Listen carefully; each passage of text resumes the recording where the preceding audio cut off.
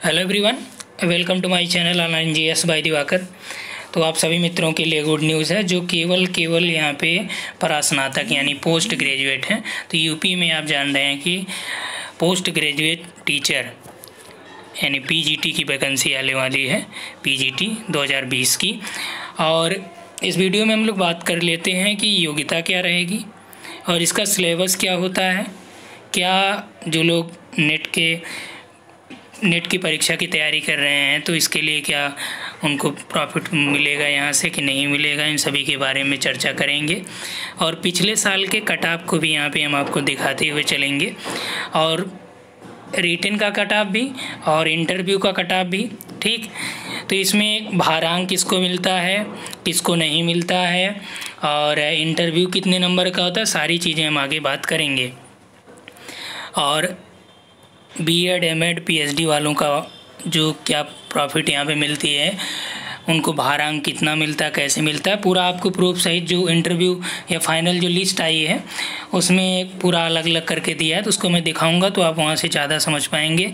और यहाँ पे एक बात महत्वपूर्ण ये है कि ये जो वैकेंसी है पीजीटी की, इसमें यदि आप केवल पीजी हैं, पोस्ट ग्रेजुएट हैं अपने सब्जेक्ट से, तो आप डाल सकते हैं। आपको बीएड आवश्यक नहीं है, यानी कि ये अनिवार्य नहीं है कि आपके पास बीएड की डिग्री हो। जबकि सभी प्रदेशों में, जैसे आप छत्तीसगढ़ देख लीजिए, राजस्थान देख लीजिए, मध्य प्रदेश देख लीजिए, वहाँ के जो इंटर कॉलेज लेवल के टीचर की वैकेंसी आती है, हर जगह बीएड अनिवार्य है।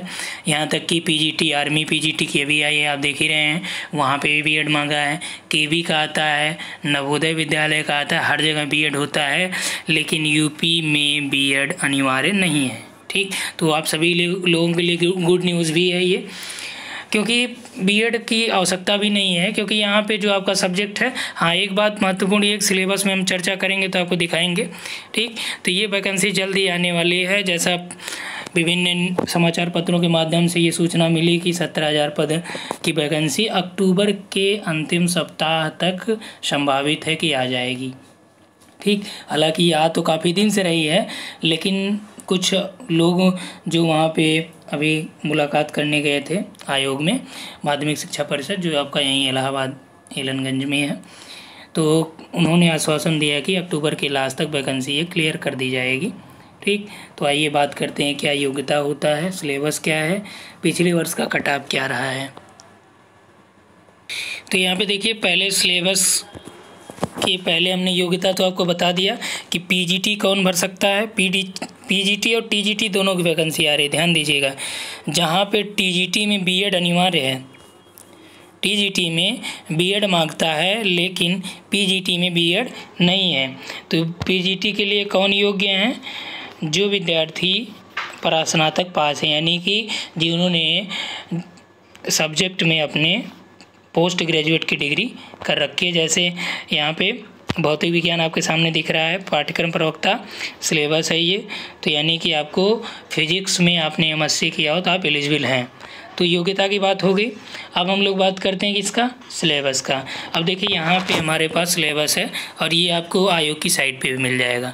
एक महत्वपूर्ण बात और कर लें कि अब की बार जो ये नोटिफिकेशन आने वाला है, तो उसमें उम्मीद ये जताई जा रही है कि सिलेबस में कुछ परिवर्तन किया जा रहा है और उसमें जीएस को भी जोड़ा जा रहा है।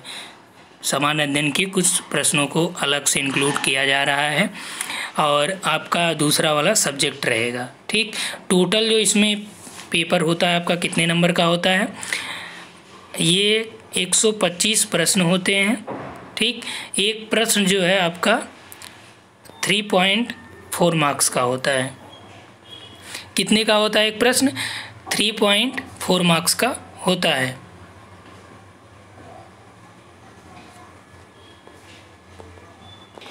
तो टोटल जो मार्क्स आपका हो जाता है, रिटन की मैं बात कर रहा हूँ। देखिए, इसमें कितने चरण होते हैं? 2 चरण होते हैं। एक होता है रिटन का एग्ज़ाम होगा, फिर उसके बाद आपका इंटरव्यू होता है। ठीक, तो इसमें 125 प्रश्न रहेंगे, आपके विषय से संबंधित ही रहते थे अब तक जो हुआ है। ठीक, और ये 3.4 मार्क्स के, तो इसका आप मल्टीप्लाई कर दीजिए, इसमें आपका 425 के आसपास आ जाएगा। ठीक,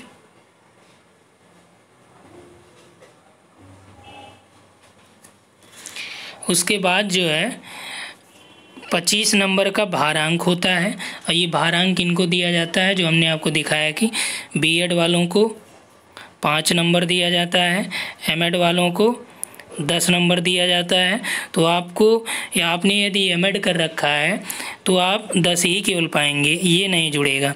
यदि आपके पास बीएड है तो 5 ही पाएंगे, ठीक। और पीएचडी वालों को क्या दिया जाता है, यहाँ पे आपका पीएचडी में भी भारांक दिए जाते हैं।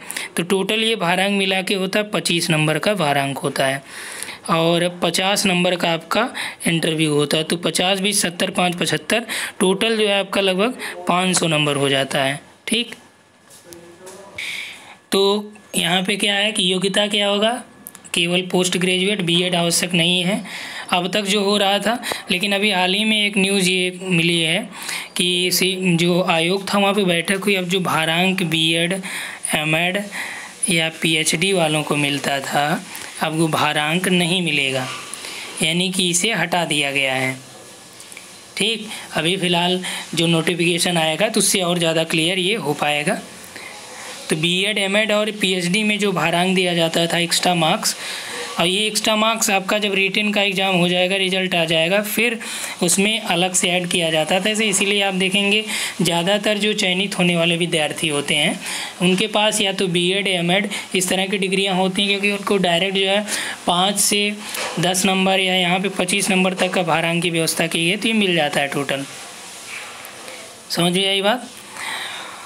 तो यहाँ पे आप देख लीजिए सिलेबस, यदि सिलेबस चाहिएगा तो आयोग की साइट से भी आप ले सकते हैं, या यहाँ पे हम डिस्क्रिप्शन में प्रोवाइड करा देंगे लिंक, वहाँ से देख लीजिएगा, ठीक। तो हिंदी का देख लीजिए, यहाँ पे है हिंदी के बाद संस्कृत हो गया, जीव विज्ञान है, ठीक, और ज्योग्राफी का हम लोग देख रहे हैं, गणित हो गया आपका, इतिहास, यदि आपका इतिहास है तो देख लीजिए, और नागरिक शास्त्र, अर्थशास्त्र, उसके बाद मनोविज्ञान, कृषि, भूगोल। देखिए भूगोल में हमने आपको बताया कि भूगोल में यदि आप नेट की तैयारी कर रहे हैं तो नेट से आपका असिस्टेंट प्रोफेसर भी लगभग सिलेबस होता है। अब यहाँ पे प्रवक्ता की बात कर लें, पीजीटी का क्या सिलेबस होता है। अब देखिए यहाँ पे जो मेरिट जाती है पीजीटी में, जो प्रश्नों का स्तर होता है वो आपके नेट के प्रश्नों के स्तर से बहुत कम होता है। तो इसीलिए यहाँ पे 125 में जो मेरिट गई है, 2016 की वैकेंसी अभी हुई है, ठीक। तो 16 में आपका जो गया था मेरिट, ये गया है जनरल का 80 गया था रिटन में, ठीक। 80 प्रश्न की मैं बात कर रहा हूँ, 125 प्रश्न में 80 प्रश्न गया था, और ओबीसी का 83, एससी का 76 के आसपास।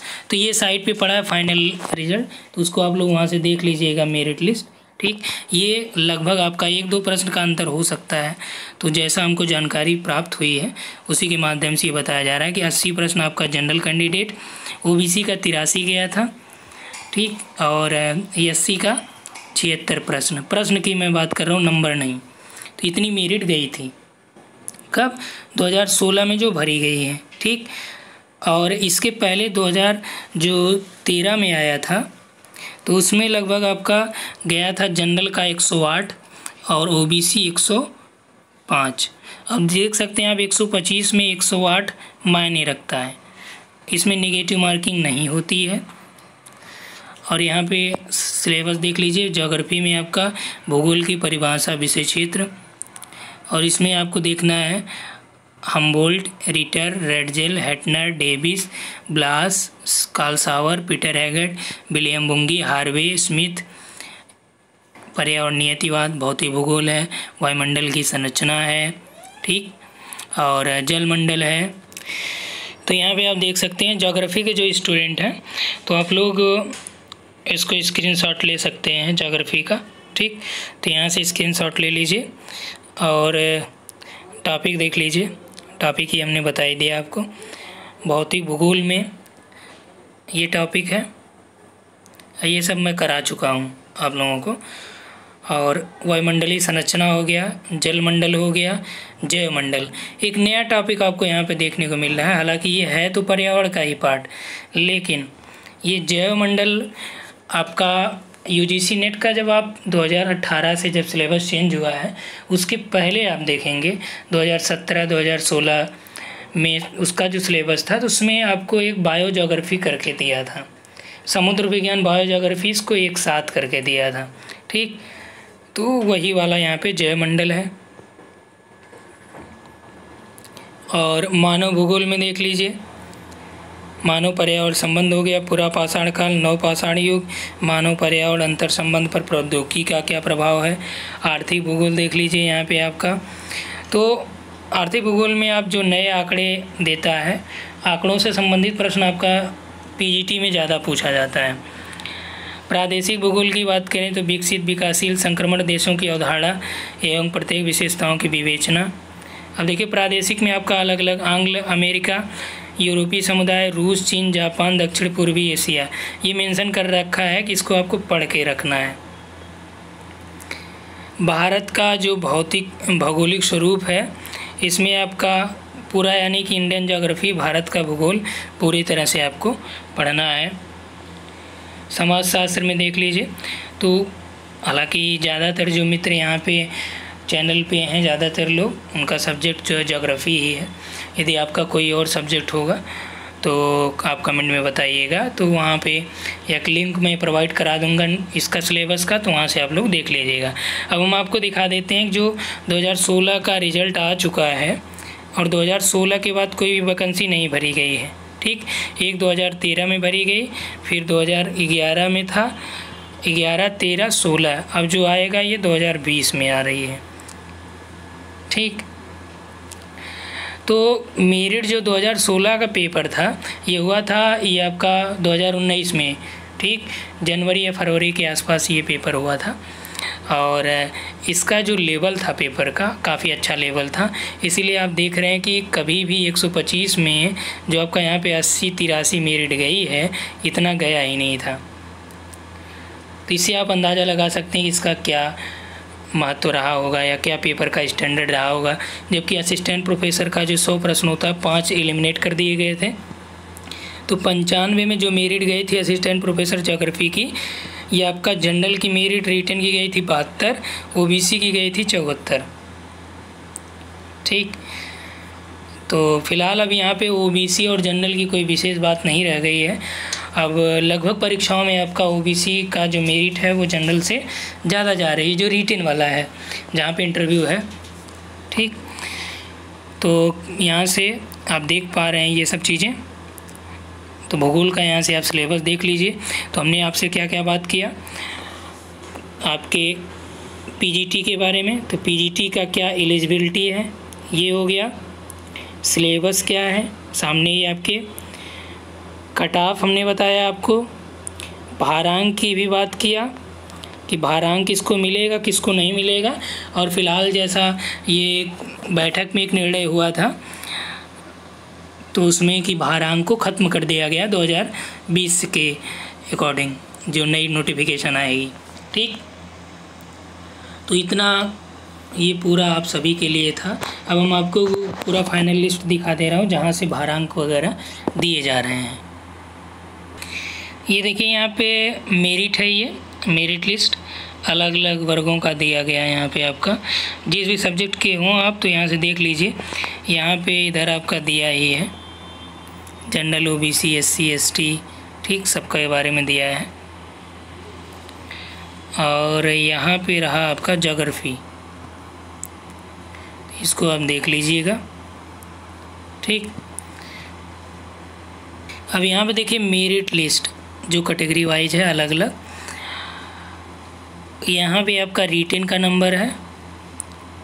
ठीक, तो रिटेन में हमने क्या बताया 125 प्रश्न, एक प्रश्न कितने नंबर का 3.4 नंबर का।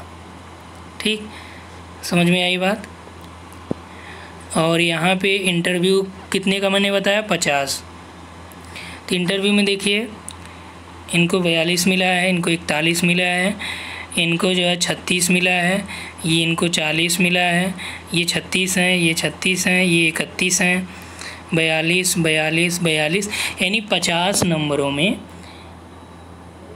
40, 42, 44 तक यहाँ पे देखिए हाईएस्ट किसका गया है, 45 तक मिला है। देखिए यहाँ से ध्यान से देखिए, 45 नंबर इन महोदय को मिला है और इन्हें 45.33, इनको 45.66, यानी कि 45 से 46 के बीच में मैक्सिमम नंबर यहाँ पे दिए गए हैं। समझ में आई बात। अब देखिए रिटेन का आपने देख लिया, इंटरव्यू देख लिया। बीएड में देखिए जिनके पास बीएड है 5 नंबर इनको मिला, 5 नंबर इनको मिला, 5 नंबर इनको, 5 इनको।